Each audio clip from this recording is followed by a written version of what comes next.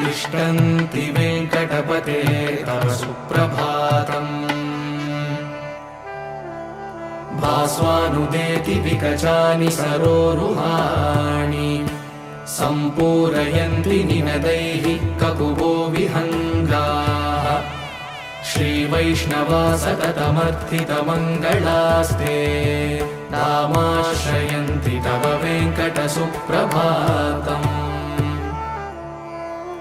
ब्रह्मादयः सुरवरासमहर्षयस्ते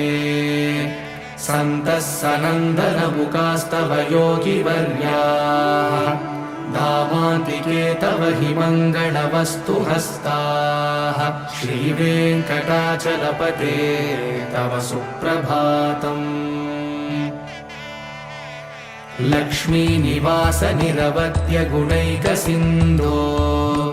संसारसागर समुत्तरणैकसेतो वेदान्त